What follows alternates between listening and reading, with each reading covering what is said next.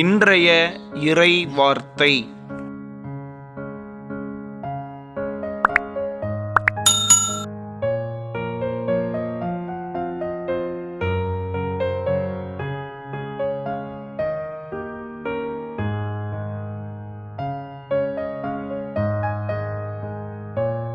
ஆண்டவருக்கு அஞ்சி நடப்போரே, அவர் மீது நம்பிக்கை கொள்ளுங்கள். அவரே உங்களுக்கு துணையும்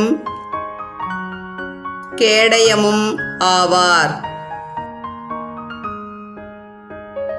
திருப்பாடல்கள் அதிகாரம் 115 இறைவார்த்தை 11.